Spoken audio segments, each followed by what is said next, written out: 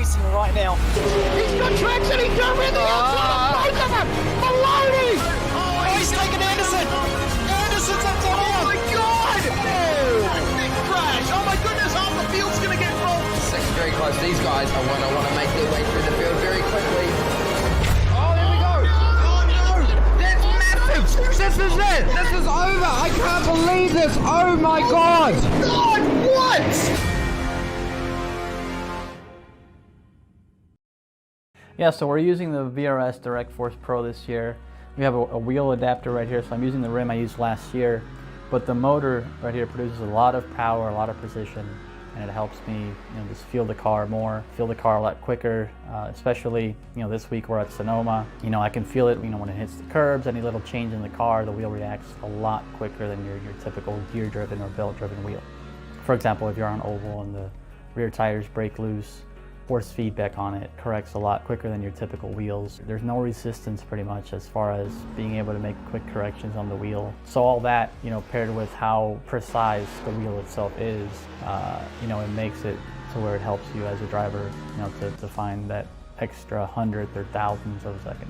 So when you're getting a direct drive wheel, especially the VRS wheel, it's heavy duty. It's got good weight to it, it's not a plastic toy. It feels like you can really beat up on it. A lot of people have issues with their plastic gear-driven wheels just kind of breaking after a couple years.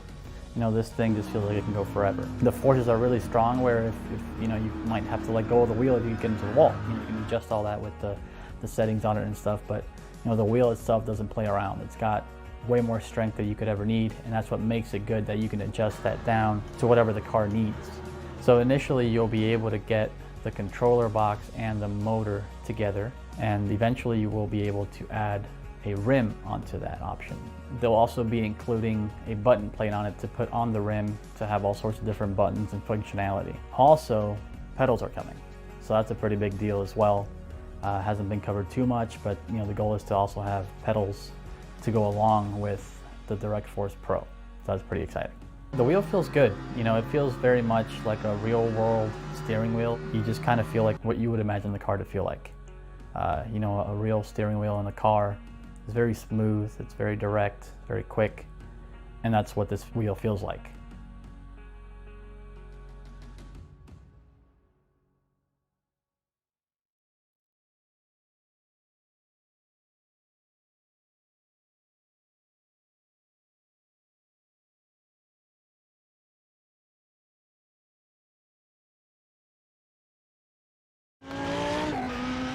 A track of speed, a track of pure talent, a track where it's all about working out where you need to be. This is Hockenheim. This is a circuit which holds many different dynamics for what a circuit should be. You've got a very, very tricky infield section to end the lap. You've got that fast and flowing opening sector and that transfer middle sector, which makes all of the difference between now and the end of racing. Let's put the most very, very difficult vehicles all together for wonderful battling. Let's get ourselves the VRS GT Sprint Series presented by the Virtual Racing School here at the Grand Prix layout of the Hockenheim ring here, the Baden-Württemberg, as we get things going. My name's Jake Sperry, joined alongside here by Jay Kennedy for all of the fun and action. And Jay, it goes without saying that Hockenheim has not necessarily been the new flavour of the month, but has become, in its own right, a staple.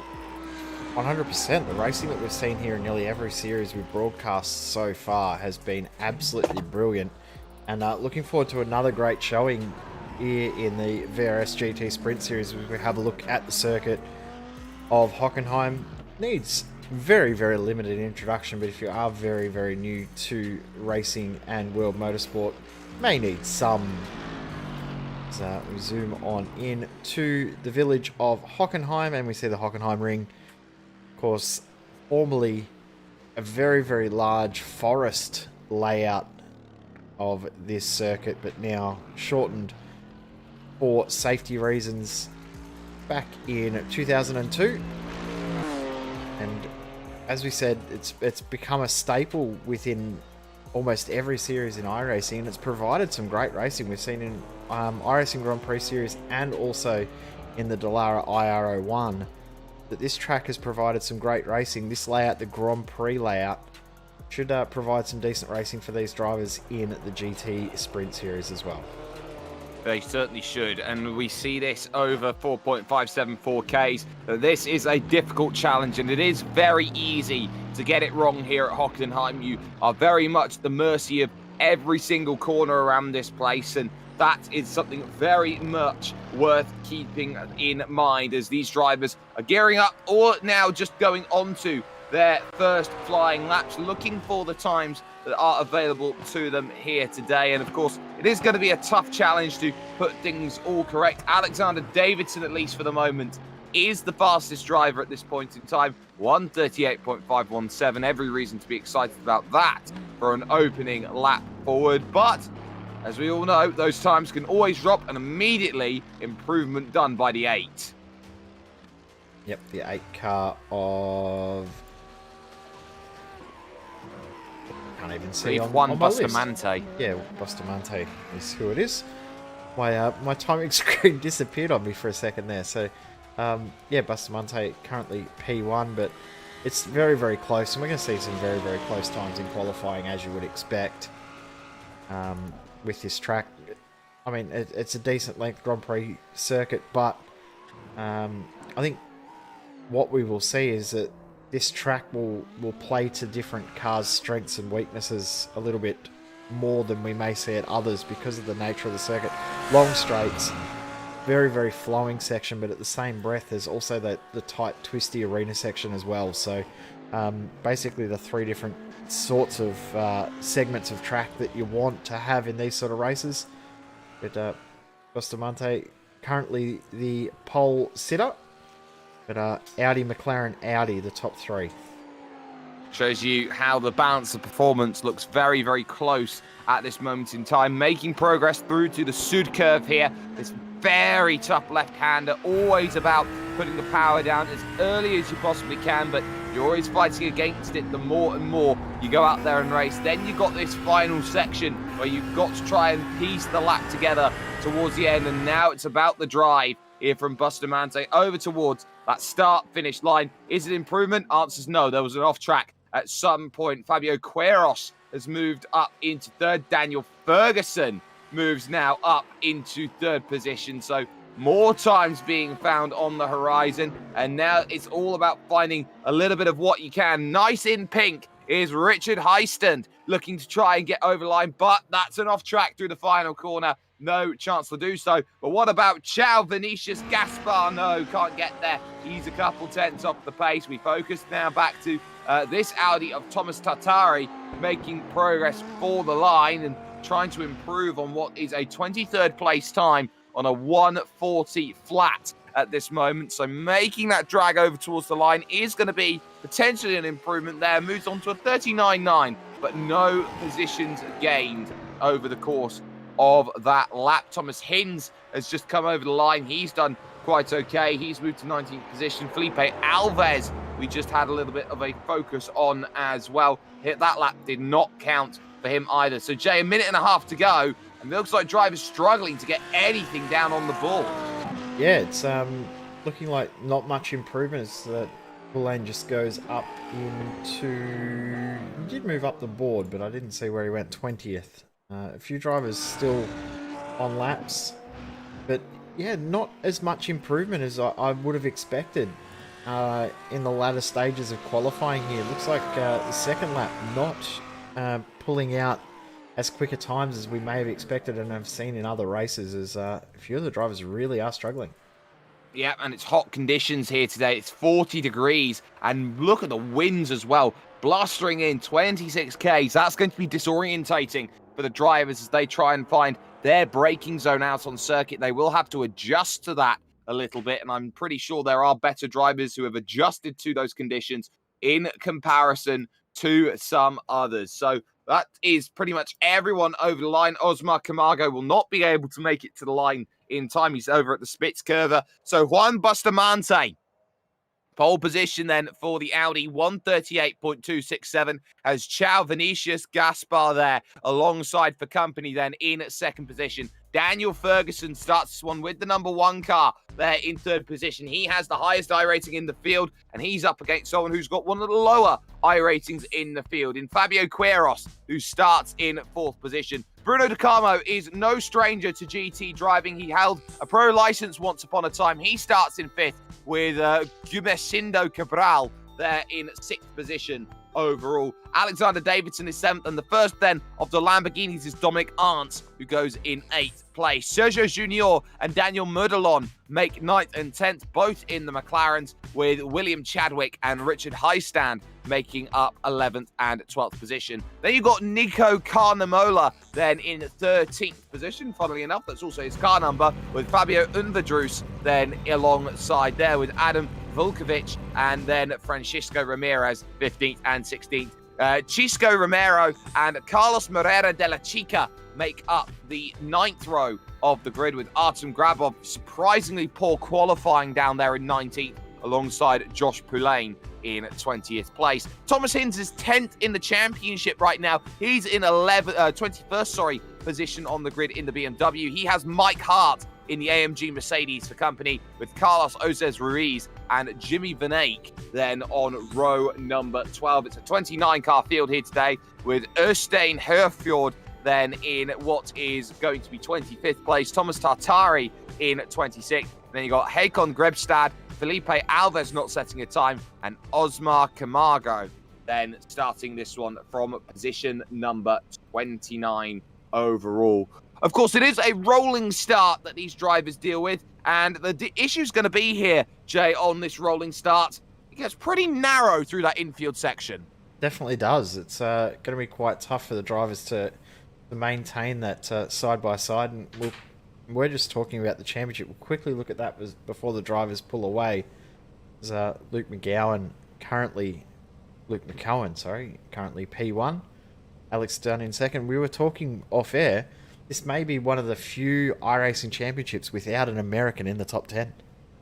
It very much is. This is an international field, and this is one of the few racing series you can find that on any given day, there is a strong field for you to go out there and race. And there are drivers who maybe haven't scored all the points and decide to sit out a couple rounds. Max Del Orco really does step up in mind. 7th position, 777 points. I'm sure that he'll be looking at this week, trying to score a little bit more out there. But of course, this is best 8 out of 12 scores here, Jay. So that means that you do have that license to take a few weeks off. Exactly right. But you also want to make sure that you don't take a week off that could cost you a potential decent result. I mean, sure, you want to get the best results you can, but you don't want to take a week off and it costs you a chance of maybe, a decent week and the weeks that you do run. Yeah. Having a bad performance as we get ready to go. We're going already. Look at that. Buster Mante has really caught everyone by surprise, and he is gonzo. Has given himself about 3 car lengths over that McLaren of Charles Vinicius Gaspar into the Nord curve, turn number 1, and nicely worked in. A little bit of too wide in the middle as they go through. No dramas throughout the entirety of the 29 cars. They've all managed to make their way through turn 1 at least without any dramas. In towards turn 2 there, that parabolica that they go through, and there is contact, and it's Artem Grabov, who had the poor qualifying, who finds himself in the wall. Yep, Grabov, the yellow Audi in the wall, and he'll be very, very disappointed with that, but a relatively clean start. Not a clean start, but relatively clean, as we're 3 wide into the hairpin on the first lap. This is the tightest corner on the circuit here, the Spitzkurve. This is always going to be nightmare. So there's some side-by-side stillers. That is Gumercindo Cabral and Fabio Queiroz going at it, but it is going to be Cabral who lifts off, because that allows Alexander Davidson to try and go around the outside and steal this position away, and it gets pretty close in terms of door-to-door, and that is the move made. So put that Audi up an extra place. That is some wonderful work. And here comes Will Chadwick trying to have a think. Yeah, side by side between Modelon as well and Uvadras. Modelon was defending aggressively. Yeah, he wasn't happy over the radio as Fabio Unvadros. That was a very aggressive defense by Daniel Merdelon there going through, and he made sure he made that clear. That could have ended a lot more disastrously than that 1 lap then scored complete here in this 40-minute race. They will have to stop for fuel and tyres here in this one. Top 3, we go on board with the Pure Sims esports driver there of Daniel Ferguson. Pure Sims, of course, Jay, the team that is run by the 2-time British touring car champion Ash Sutton. Yep, driver that is very, very familiar to all of us within iRacing. Seen him racing in a lot of series in the AusNZ time zone as well as UK races, so great to see his team doing well at the moment with Daniel Ferguson out there, car 1 as well, so he'll be looking to get a very, very good points haul in this decent strength of field race. Not the best that we've seen for the week, but one of the higher ones. Bit of 2 wide, 2 deep there in the middle, and there's a spin down at the Spitzkurve. It's Carlos Jose Ruiz who is around, and they all had to scatter to avoid it. It was very much a case of it all just got a little bit congested down there at the hairpin. He found himself up on a battle that was too wide, and then everyone funneled in 2 wide, 3 wide. In the end, it was contact from Østien Herford, there, the Norwegian driver, and then Håkon Grebstad there, nowhere to go on the inside. Yeah, a little bit unfortunate, but you're going to see that sort of thing when you've got so many drivers evenly matched for pace back in the field. They're all wanting to fight over positions, and a lot of these drivers that are back here wouldn't be used to driving in these sort of races and finding themselves in the low 20s or high 20 positions, so they'll be looking to make moves as quick as they can. It probably is a little bit disheartening to a few of these guys' egos to see them. Oh no, who is that? That is the 26 car in trouble. That's Jimmy Van Eyck, who has Timo glocked himself there down at the final corner, trying to put the power down. Tyres grab the gravel, and then bang, hard hit for Jimmy. That is not how he wanted that one to go there, so he finds himself in a world of hurt. Meanwhile, there is João Vinicius Gaspar thinking about idling up a move here down into the Spitzkurve. He angles to that inside, thinks about it. Bustamante has to leave the door open then as he goes through, and then he takes the track extenders. They're side by side behind. Bit of contact there between Daniel Ferguson and Bruno De Carmo. They're still side by side for the race lead as they head towards that Mercedes-Benz corner here. It's 90-degree left-hander, and on the brakes, Bustamante defending that one hard, and ultimately Pac concertinas more. Yeah, and Ferguson taking the preferred line, almost made contact because Gaspar had that shallow line into the corner. And now this lead group, as you said, concertina effect, well and truly coming out 1.8 seconds separating the top 7 cars in this train. Well and truly, I'd say Jarno Trulli at this stage. That's how much Bustamante is holding up at this moment in time. You've got Gaspar, Ferguson, De Carmo, Queiroz, Davidson, Cabral and Chadwick there, 8 in the train, and Carnemolla is very close to jumping onto this as well, as everyone tries to work out their lines and figure out where they need to be in this sort of race. This is going to be a tough race as well for incident points. It's very easy to run wide through turn 1 or maybe even that final corner, easily pick up a couple 1Xs. Yeah, of course, 17 incident points. Drivers have to do a drive through the pit lane. I think it's a 1 second stop and hold from memory. There's Alex Davison having a little bit of a moment there, and now Cabral and Chadwick looking to take advantage of that little mistake. Little is an understatement now, because he's really cost himself time, as now here comes the little look from Will Chadwick, who was very alert, saying, come on, you've got to be in the draft, you've got to be there on the brakes. He's down the inside of Cabral, and there is not much that Gumeshindo Cabral can do, has to fall in behind. Chadwick jumps up into 7th position then in this race, and everyone is trying to work out where they need to be. I think there has been a few dramas a little bit further on back, but we are okay. So a position change there for Mike Hart, losing out then down the hairpin to Josh Pulane. So Pulane doing quite nicely, but everybody now is in focus mode. Pack's starting to form a little bit here. It's on for second right now. Ferguson looking every which way, trying to get past João Vinicius Gaspar. He's trying to get a move done, but he's not able to do so. It looks like the Audi is the preferred car this week. A little bit stronger. It's a much more all-round car. McLaren obviously much faster in other areas and at other circuits, but Gaspar doing a great job holding on at this stage from the fighting Audi behind of Daniel Ferguson. Ferguson does look a lot stronger through the middle part of the circuit, but the exit of that final corner from there all the way in the run down to this turn here, turn 2, that's where Gaspar looks strongest. From now on, Ferguson will probably start to close that gap. Will he be able to be close enough to get it done at some point? Well, the Spitzkurve here as they funnel through this long left-hander, they'll be going right up through the gears, 245, 250Ks, and they'll be looking to mash on that brake all the way down to about 50, if that, 47Ks to go in. Drama's in the mid-pack, though, because it's all just turned around. 3-4 cars all spun there. The 7's in trouble there of Dominic Arndt's there in the Lamborghini. There, that is also going to be Chadwick in trouble. Alexander Davidson struggling to get himself going as well.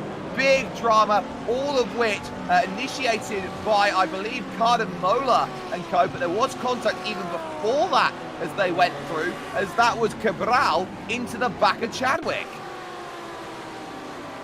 This is a replay. So Davison was third in the line. Yeah, so it was okay. So there's the Constantina effect, and then wow, talk about a messy incident. Incredibly so. Oh my goodness me! As Kyra Mola has come together with Francisco Ramirez all the way down after the Sud curve, so there's been another little incident. Somehow Ramirez kept it on the straight and narrow and is side by side right now with one Mr. Josh Poulain. He's lost that place, and all of a sudden Carlos Moreira de la Chica wants in. There is the replay. You can see there, not much room, and unfortunately for the 11, there is no car there, or no track, I should say. It took a little while for him to get back up to speed too, didn't it? Because he was on that compromised line, and he's finally back up to speed. He's lost a few spots there, back to 17th position. Now, Daniel Ferguson also just got through while we were watching those replays. So he's now up into 2nd position. And he's looking to try and break this gap. But Bruno Decamo, he'll be trying to get this move done next. And I think that Gaspar may be in a little bit of trouble just because the pace is not there long term in this McLaren in this race this week. No, it's certainly not their long term that we've seen. DeCarmo is a very experienced driver when it comes to iRacing. He knows how to go out there, pick up a result time and time again. It is what he is known for at this stage in the Samsoy Canaan car. Then as he looks to try and make that push behind that, you've got Queroff there in the CDV machine, looking to try and really work on the back and really attack Bruno Decamo. He's got nothing to lose on the back of the train. He'll be sitting there, minding his own business, saving as much as he can. And this is going to be a high fuel save track as well, keep in mind, because you've got that very, very technical final sector, which doesn't need much in terms of throttle input. Yeah, exactly right. And if you're the last car in the train, like you see Fabio is here, 5th car back, you can get out of the throttle very, very early into these hairpins and save bulk fuel as well. So he might be at a big advantage, just happy sitting there, content, and save the fuel. As you said, pit stop required for fuel. We're going to see very, very late pit stops in this race this week, probably 10 odd minutes to go in the race, which means that saving as much fuel as you can now, short of pit stop, you can pass 3 or 4 cars quite easily in the pits just based on fuel saving alone. You certainly can. On the brakes they go, leading train of 5 as they all try to battle. It's on, of course, as well for 6th place, and that's a lunge here on Gumercindo Cabral there. That is Richard Highstand getting the move nicely done. He is now up 6 places in this race. Started P12, now up into P6, and you can't miss the pink car making all of these charges through the field, and he is doing a really wonderful job at this moment, just picking apart and dissecting moves as and when. Exactly right, he's doing a great job moving forward in this race.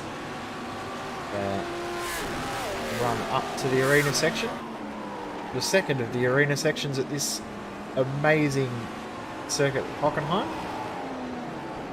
Such a great addition to have Hockenheim on iRacing. It really does fill a gap that I didn't know was there until we've now got Hockenheim, and it just feels like it fits in perfectly in almost every series I'm seeing Alexander Davison dropping down the timing sheets.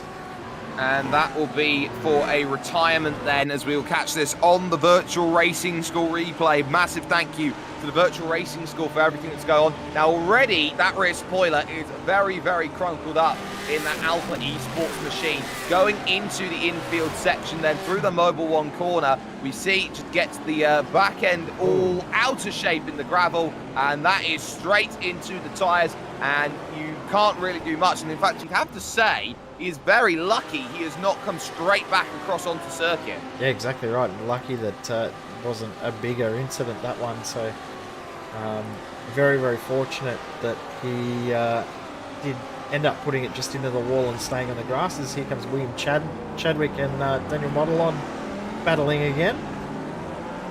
Feels like that was a little bit of a replay. Of course, Chadwick was a little bit further up last time that move happened. Yeah, and he just says that's a good move. Let's try and work through. Thank you very much, Mr. 14. I'll now try and get my chase to Alex Volkovich, then in the number 3 machine, who is up a great 7 places in this race, 15th up to 8th position. One of your biggest movers and shakers in the field, tied with Felipe Alves, who right now is up 8 places at the moment, from 28th all the way to 20th position overall. Keep an eye out though on that gap at the front. It's been 1.1 seconds teetering for Juan Bustamante at this stage. There is the Pure Sims car of Daniel Ferguson in 2nd position, and the work now is, can you stay in range? That gap now up to 1.2 seconds at the moment, but crucially also pulling away behind, maybe a tenth, half a tenth quicker that last time by Charles Vinicius Gaspar. It's out to a second between Ferguson and Gaspar, so that gap is definitely growing as we're starting to see our first pit stop. Some of those drivers that were involved in that incident we saw at the hairpin about 10 minutes ago, they'll be thinking, well, pit window's open, I might come in and get a little bit of damage fixed, get my pit stop out of the way, get out of traffic as well, because traffic management is going to be very, very crucial for this race as well, as the field does start to spread out. Certainly does, and we will be keeping an eye out on that traffic management. A bit of side-by-side here. Daniel Modelon again on the outside. Is going to be rinse and repeat. Nico Carnamola gets it done. As you get, no, I got there in the end, and that was a nice move. And now Mike Hart finding himself in a bit of a battle right now, because that is Thomas Hinds in the only BMW prototype in the field running the Sim Racing channel livery, finding his move, defending it nicely into the aptly named Mercedes-Benz corner, and he's just put one over on the Mercedes-Benz. Yeah, nice little move there from Hinds, and both these guys on a little bit of a recovery drive from that incident earlier. They both gained quite a few spots early on and then got held up from that big incident earlier on. So they're working their way back through for a second time, but pretty much back to where they were at that point. They're a little bit down in regards to qualifying from what we may have expected from those guys. As Daniel Modelon starting to be a little bit of a cork in the bottle as well, because he's definitely falling backwards through the field here.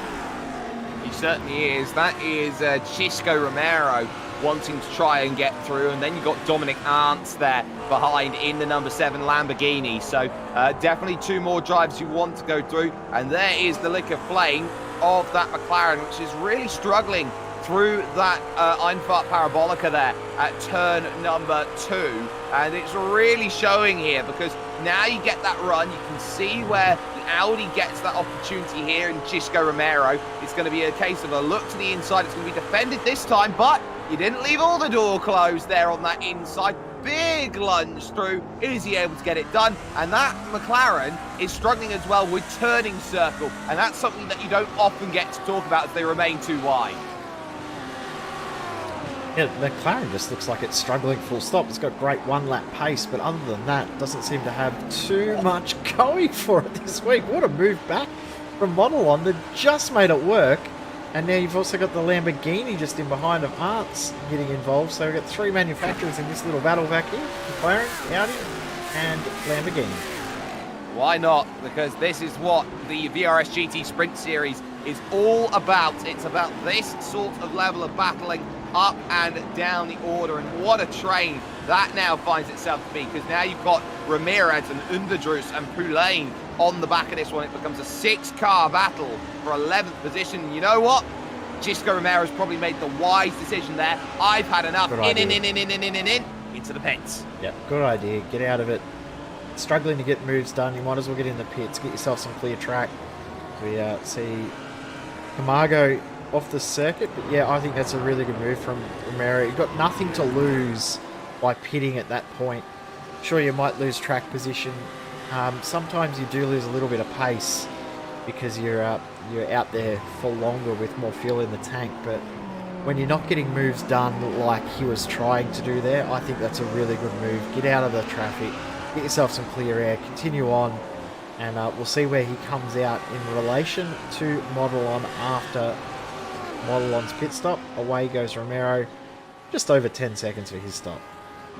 Just over 10 seconds, not bad at all. There is second position and one Mr. Daniel Ferguson, sorry, he is 1.7 now, 1.8 seconds down, and here's the key, he's not able to match that pace of one Bustamante who's out there on his own, and Ferguson has got mirrors full of 3 very, very feisty drivers behind, who all just so happen here, Jay, to be from Club Brazil. So it's a case of welcome to the Maracanã, so to speak. Brazilian influence for this race. Of course, we've seen Rubens Barrichello in this time slot the last few weeks. He's not here today, but definitely seems to be a time zone that's suited for Brazilian, and I'm hopeless at Spanish and Portuguese names, so the Brazilian influence of this race is definitely not helping me out. Yeah, Brazil is very much Portuguese. It's very much down the line of longitude in the South Americas. Anything to the right is Portuguese and anything to the left is Spanish. That's the general rule of thumb that you go and follow. But ultimately, Vinicius Gaspar doing well. Bruno De Carmo there in 4th. Fabio Queiroz there in 5th position overall. And it's just about staying calm over the course of these trains. And we've seen it from time to time. Just these battles just flaring up and flaring down again. Another little look. You can see just how much Fabio Queiroz loves to close up behind and try and get the move done. But now we're talking about moves because that Pure Sims car is under pressure. Vinicius Gaspar thinking to angle, but didn't quite have enough there in the Banco de Brasilia car. Has to sit behind and once more play the patience game. Just look and watch and hope that there's a move on the horizon. Yeah, don't worry about my speaking of Spanish and Portuguese. I can't even speak English properly, but you're right. Daniel Ferguson, we thought he was going to break away from this group and be able to maybe match it with Bustamante, but Bustamante's absolutely flying out there. Last lap by was 2 tenths quicker, and he's pretty much been 2 or 3 tenths quicker the last 3 or 4 laps. So that gap is definitely stretching as we hit the halfway point, completing lap number 12. We're about to start lap 13, looking around about 25 laps of racing. Going to be very, very close, considering they've crossed the line at pretty much halfway. It's going to be borderline as to whether they do that 1 extra lap or not. Some drivers will be thinking about that now, and the likes of Romero, who has pitted for fuel already, will he be starting to second guess whether he's got enough fuel in the tank? Remember that they still have to come in and make their stops, and on cue, in comes Dominic Arndt then in the number 7 Lamborghini from that train. So this is going to be the first real element of where we see drivers coming out and making their runs. Gisco Romero then is coming through the final couple corners now into that final curve that he goes on through and looking to attack his way on the straight. Arndt, meanwhile, by comparison, will be looking to try and get himself out and going pretty soon. Hereford has been in the pits for a while. There goes Dominic Arndt. That is an overcut working to perfection. Yeah, 2 seconds shorter pit stop though for Arndt. So has he put enough fuel in the tank? Especially if we have to go that 1 extra lap. That's going to be interesting to see. But Mero will possibly get a hint of draft here. Of course, tyres will be at full working temperature and pressure.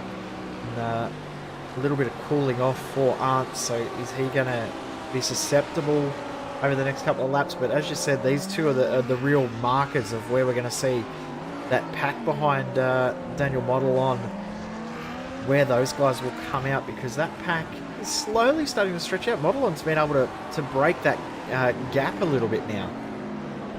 Yeah, he's doing 1:39.9s at the moment, which is pretty impressive. Shishko Romero, by comparison, a 40 flat.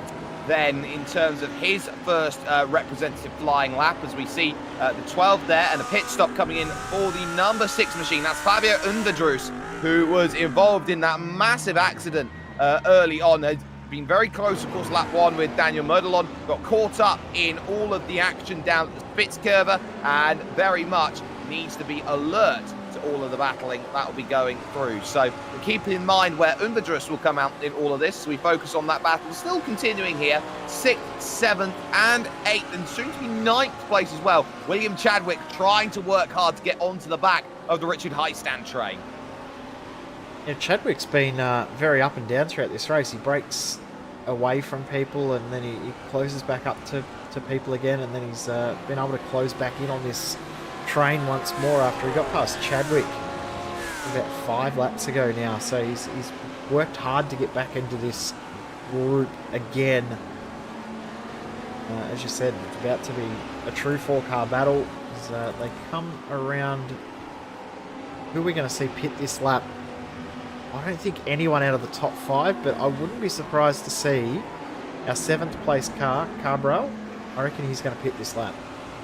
Well, it's up to Gumercindo Cabral if he wants to go and make that stop in the McLaren. Of course, they also have to be alert to how much fuel consumption every driver does by their classification of car. So keep that in mind. No takers then onto the lane from any of the top 10. It seems on this lap they are going to go as long as they possibly can in their stint and try and make sure that that all works out quite nicely for them, and there is the focus. And I'll tell you what's quite interesting, Fabio Underdrus, he's right in the middle of Arndt and Romero. Yeah, he's come out right in the middle of that little group, and what that will do, it'll help Romero close that gap down even further. So I tell you what, that battle pack that we're watching right here, this 3-car battle, that's going to be 7 or 8 cars based on the current pit stop projections that we're thinking. So I'm excited for the end of this race just based on seeing these 3 together right now. This 3 will become 4. Wow, just trying to dive for the move at the Spitzkurve, and he very nearly got it done on Dan Ferguson. Didn't quite happen, but they continue in that trade. They're getting antsy here as they fight for second. Who's going to pit to get out of it, though? Some of these guys will be trying to work out now fuel numbers and getting out of this battle pack, because it is, as you said, starting to get very spicy and messy. Ferguson well and truly has dropped from Bustamante. He's 3 seconds up the road, but I'm wondering now if it's just fuel saving that is the reason that he's dropping back, so that he has a shorter pit stop. That could be all it is, but you're right, this is going to be very, very spicy at the front. So spicy indeed. Now, who's got themselves at Nando's car? Nobody then deciding to go and make a stop on that lap then from those drivers, and very wide again. Ferguson is pushing. Next train decides they can go a little bit longer. Surely not everyone is going to dive in, and we're going to have a pit party of about 20 strong as we go into the pits. That surely isn't the way forward to win this race. I agree with you, but I think that might unintentionally be what we're going to see. I think we're going to see a big pit party right at the end. We said that they're probably going to all run to about 10 minutes to go because of the nature of the circuit. Well, 14 minutes to go, it'll be 13 when they come across the line. Probably means they've only got another 3 laps of fuel at most left in the car at this stage. Maybe 2, so over the next 2 laps, that was close there for the Carmo. I think 2 more laps, we're going to see everyone in the pits, but I don't think these guys will all want to pit together because that could make it very, very messy. Awkward for DeCarmo there, ran into the back of Chao Vinicius Gaspar slightly, had to check up, and then very nearly got a rear ending of his own from Fabio Queiroz, who was trying to put the power down to exit the corner, but you can't exit the corner if you've got what is a Canaan car right in the middle of the apex. Makes life very, very difficult to go and get through. And of course, that is Tony Kanan's sim racing team. They're up against Ash Sutton's team, 2 cars down. So how about that for a little bit of, I would say, race of champions style flair at this moment. That's what sim racing, I believe, is all about. Where's Romain Grosjean's team at this stage to make it a true party? It's great to see a lot of real-world drivers, both current and former, having their own sim racing teams. It's very, very cool to see as we just see William Chadwick come into the pits, driving, of course, one of the newer GT teams, United Sim Sports, an Australian-based team. Jackson Suzlin Harlow, Jared Filsell, Forzen El Nabi, all part of that team, so very, very strong driver lineup. Strong lineup, but it'll need to be a strong stop here from William Chadwick. He knows he needs to prop up the GT division, so to speak. It's not the strongest in the world for them, but they're trying to do well. There is Dominic Arndt by comparison then, the Lamborghini number 7, trying to really work hard here through the final corner, through that Sud curve and away. Of course, that Sachs curve is the one which has been so good time and time again. The Squadra Corsa team driver then going through, and what's the comparison as he deals with his battle? Well, William Chadwick's just a little bit up the road. He's a full straight ahead at this moment in time, but look at Unverdruz. He very much wants to go out there in the aggressive mode. Yeah, about 7 seconds up the road is Chadwick, so Chadwick, of course, was in that battle pack ahead, so no surprise to see that. So it's Model on Ramirez,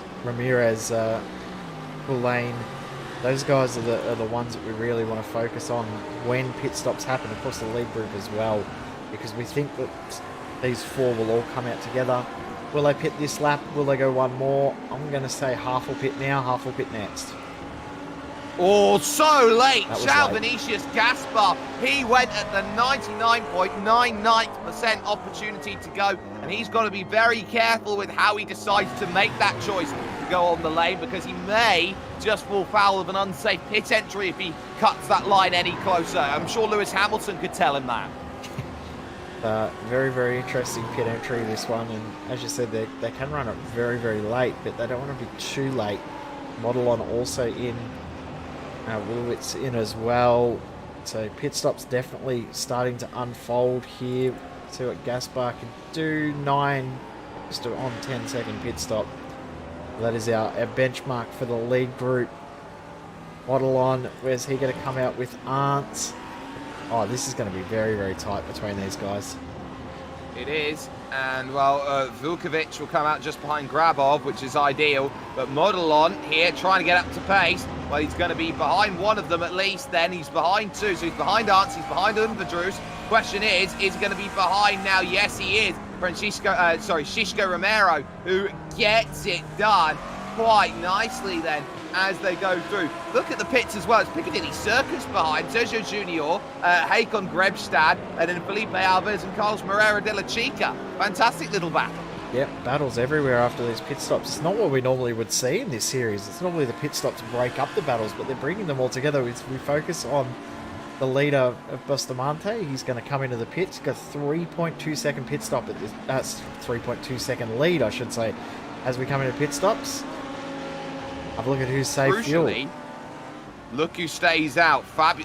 Bruno De Carmo, not his brother Fabio. And then Fabio Queiroz then going and staying out. So you've got Juan Bustamante, race leader, in. Daniel Ferguson also in. Now the question is on Charles Vinicius Gaspar in that MP412C GT3.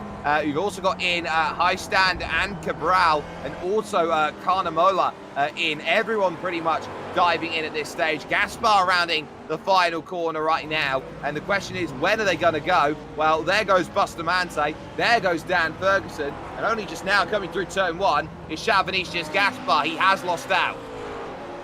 By the time he gets up to pace, he's probably going to be right behind Daniel Ferguson. But yeah, he has lost out a tiny little bit. That 1 lap earlier pit stop. Daniel Ferguson, though, 1 second shorter pit stop. That is probably the gap that they've got right now over what it was before the pit stop. So has Ferguson saved enough fuel to be able to do that 1 second shorter stop? Or is he still short of fuel and needing to save some more? Well, We've got 9 minutes, so it's not much time to go out there and save that fuel, so you're going to have to be very, very alert. There's the leading two, Bruno De Carmo then and Fabio Queiroz. Both of them are going to have to be so much eyes on a swivel when it comes to that pit stop. They can't go much longer. And, of course, De Carmo is in an even worse position here to Fabio Queiroz, who knows that he has saved fuel even on this run forward. So both of them take that dive right into the pits. It's the pit in the infield section more rather than the outfield as they go through. And they get nice and snug to that line, that yellow commitment cone, which says they can come down into the pit. So that is the focus that they'll be very much on at this stage. Worth noting as well, Gumeshindo Cabral has lost out here to Chadwick and Vulkovic. He has. He's lost around about 2 seconds. His longer pit stop for him over those guys as well. So, yeah, he's lost around about 2 seconds. And Chadwick being very, very aggressive right now as well. So he's starting to close in. Bustamante gets through, and have a look at how close these two are.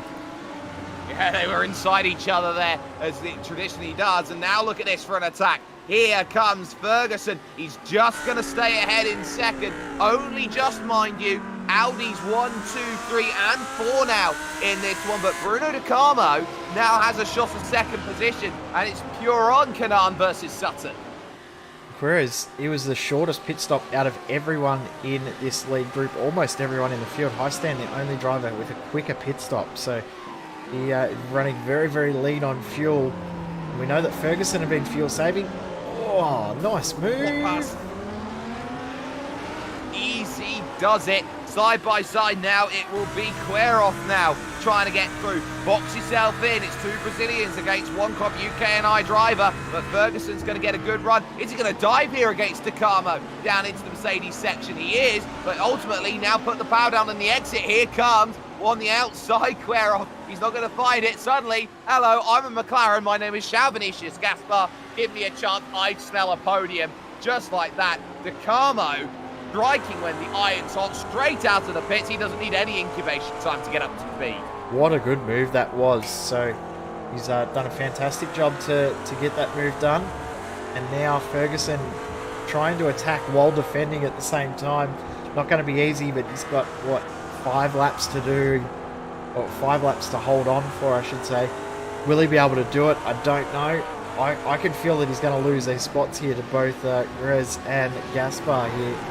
See if it plays out that way, but that's a great move from Bruno De Carmo. It certainly is. And also in terms of Daniel Merdelon, we'd be keeping an eye out on it. He is behind Ramirez, Arndt, Unvadrus, Romero and the Co. So he is in a little bit of trouble as well. But we focus still on that battle. In fact, we just flicked over to where Merdelon is. He's currently down in 15th position. Not ideal for him, but there is Ferguson, and you can see this is very firmly defence here through the long left-hander up to the Spitz curve of turn number 6, angling to the inside, and not like De Carmo, who had to take 3 bites to get to the outside there. It was a case of, can you pivot it on in, and advantage now on the exit. Oh, he's fed him out wide. Oh, he's fed him off the road. There has one Mr. Fabio Queiroz. I'm sure Ferguson has reason to be unhappy because it's opened the door for Gaspar on the inside. Just about a sig paper between them as they hit the brakes. And look at Ferguson. He is not happy. He's trying to go around the outside, try and send a message. I'm trying to get back in. That Pure Sims car is looking rattled and cagey. Yeah, and interesting too that Bruno De Carmo ran a really bizarre line. He missed the apex through that hairpin section, and that sort of checked up Ferguson as well, so probably more distracted him more so than maybe checked him up. But yeah, that was an interesting move there, and as you said, that was more of a block pass, that one there, than the previous one, with a real big offensive move to feed Ferguson out wide. I tell you what, track limits, who cares about there with this race? This is fantastic battling going on.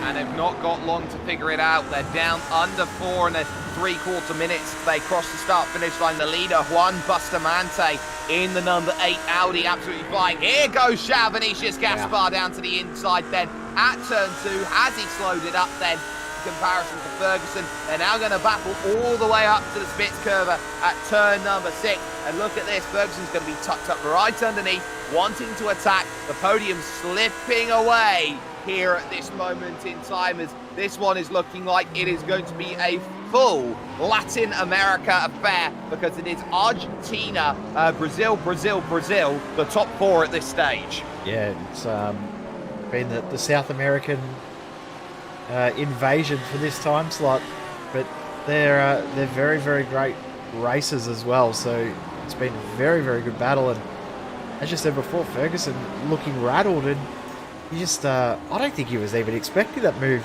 from Gaspar there. He just did a great job of maintaining momentum, and he got through at the right spot at the right time. And Ferguson just, I don't know if he's got anything left. I think he's still trying to save fuel. I think he is as well, and that will really be a big hurt then if that is the case for the Pure Sims esports driver. Of course, Brazilian sim racing has been fantastic for such a long time, always been a case. Of course, Hugo Luis, back in the day, 2011 iRacing World Grand Prix Series champion. As there goes Chadwick there in the United Sim Sports car, then getting it done on Volkovich. I read the USS as Umverdruis there, so that didn't quite work out quite nicely, but did for Chadwick, got the move done. That's P7. Yeah, good job from him. He's vaulted up the field all throughout the race, so he's done a good job. He was as low as 19th, of course, during the pit stops. But yeah, started in 11th, and also was involved in that incident we saw early on. And remember, it wasn't that long ago that he was passing Modelon. Modelon's gone back to 15th, and Chadwick up to 7th. So that's the tale of 2 races for those 2 drivers. Absolutely, there have been a dichotomy in both directions, as now DeCarmo suddenly under pressure, and this is where they're going to start fighting amongst each other. The inmates running the asylum slightly as they figure out, well, it's 4.6 seconds in front of Bustamante.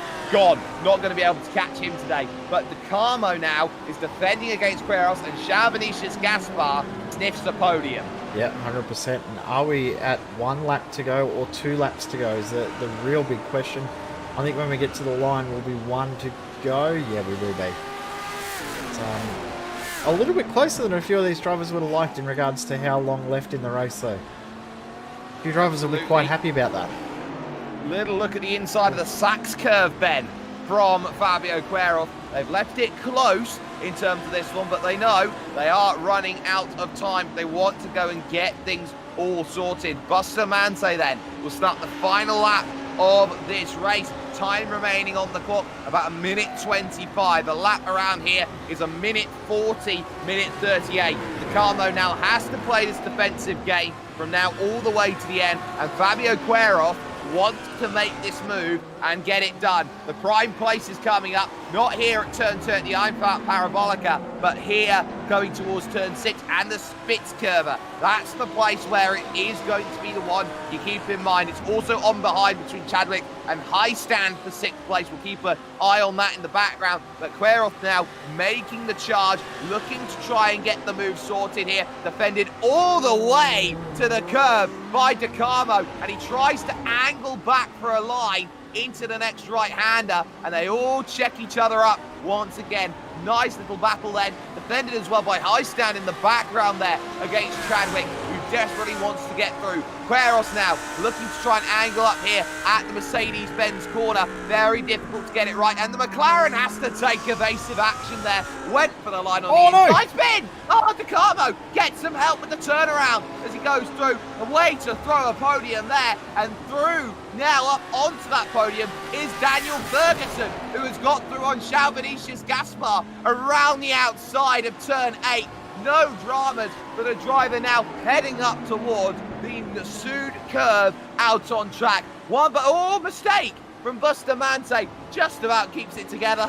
A little bit of panic. Young superstar that he is. Watch out for him in the future. Juan Bustamante picks up the race win. Then with a wonderful light to the flag drive, it'll be Queiroz in second, and Ferguson somehow Bradbury's a podium. Well done for Ferguson to somehow steal a podium. And tell you what, Chadwick almost ended up with the top 5 in the end. They just finished the 6th, but DeCarmo, as we were on board there, he just ran a little bit wide, got the right-hand wheels onto the ripple strip, looped it around, and then was helped even further. But what a race that was. That was one of the best races I've seen in a long time. This series providing great racing each and every week. I love it. and I cannot wait for next week already. Can we start now? And you have to remember as well, each race has been great races for many different reasons. Barney the flagman there, really excited as he sees Artem Grabov blow his engine after the line. So confirmation of result, Juan Bustamante, 40 minutes, 15 seconds. The young Argentine picks it up then and wins by 5.8 over Fabio Queiroz then, and Daniel Ferguson picking up the podium for Pure Sims Esports. Charles Vinicius Gaspar there really hoped that it was going to be a good news for him as the leading McLaren didn't quite work out, with Richard Highstand then in 5th, and there is a penalty after the start-finish line. So someone has been dropped down 30 seconds and has been demoted way down the order. So we'll keep that in mind. So Chadwick 6th, it'll be Gumeshindo Cabral in 7th. Bruno De Carmo will be classified as 8th place after the issues on the final lap, with Nico Carnamola in 9th and Francisco Ramirez rounding then out the top 10.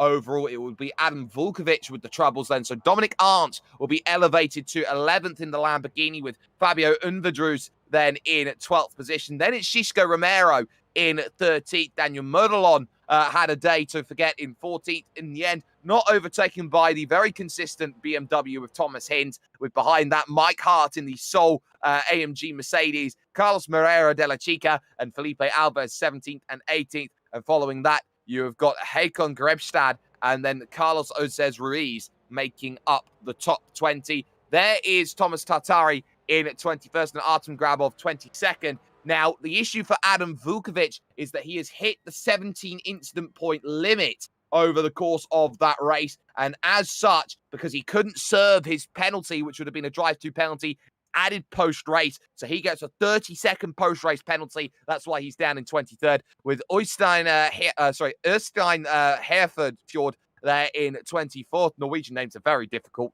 Josh Poulain at 25th, Osmar Camargo there in 26th, and then 2 laps down, Sergio Junior and the retirements, Alexander Davidson and Jimmy Van Eyck making up 29 that got themselves to battling here today. Well, of course, angles over to next week because it's the big long one, Jay. It's the Nürburgring. Yeah, and what a track it's going to be for racing. I'm looking forward to it. It should be fantastic. Always provides great racing in any car. But GT3 cars around Nords, I cannot wait. Bring it on. This is going to be a fantastic week of racing next week.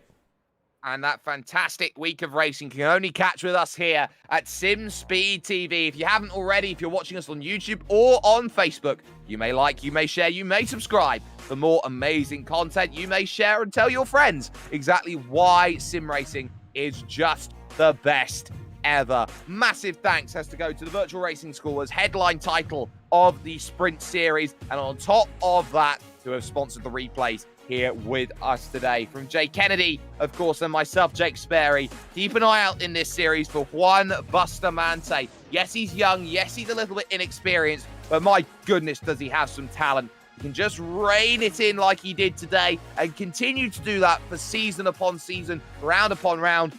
He could just be one of the great GT drivers that the world has seen when it comes to iRacing. Next up, though, is the Nürburgring. Everyone has got themselves 24-hour fever coming up. And we, of course, will see you next week for all of that amazing action.